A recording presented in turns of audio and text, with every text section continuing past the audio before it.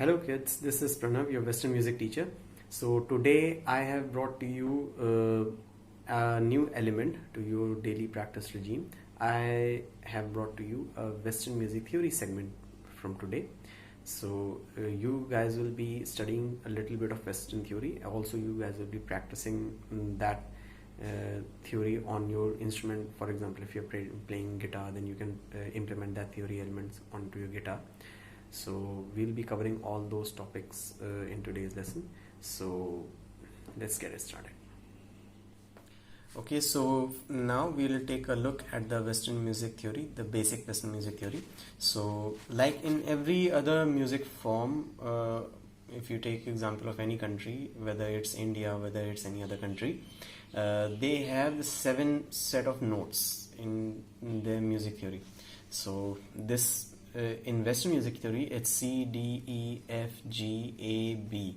And in Indian music theory, as you all know, it's very common, Sa, Re, Ga, Ma, Pa, Dha, Ni, Sa. So similarly, we have C, D, E, F, G, A, B, C.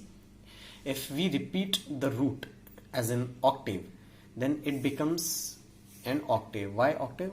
Octa means 8.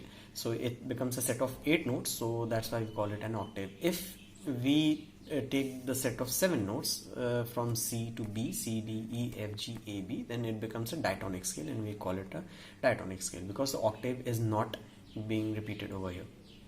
Now, if we take a look at what I have written down over here, so there are chromatic notes that exist between these notes, between C to D, between D to E, between F to G, and between G to A, and between A to B.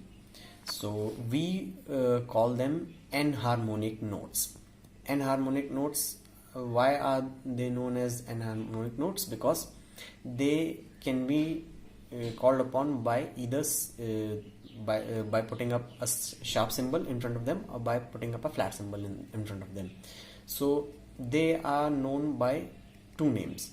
So if we take the reference of the note C, then the note existing between them, between C to D, will be known as C sharps. And if we take the reference of the note D, then that becomes D flat.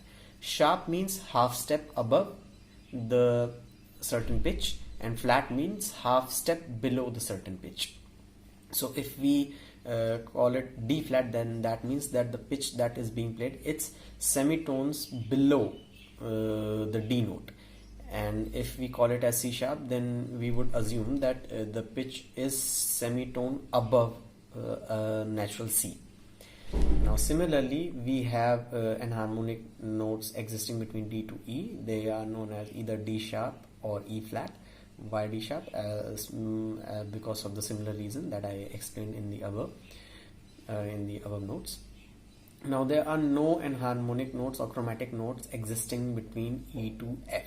They are natural notes, and they are semitones apart. So there are no enharmonic notes that exist between them.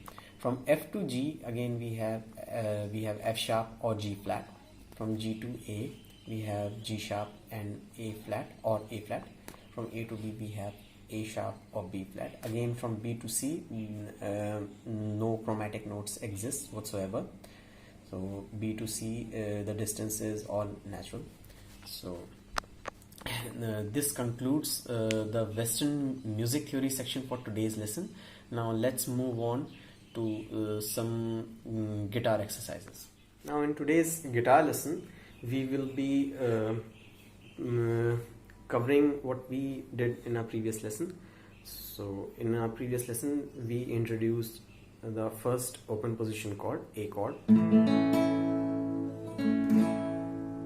So today we'll try to play this chord, and we'll try some easy variations of this chord.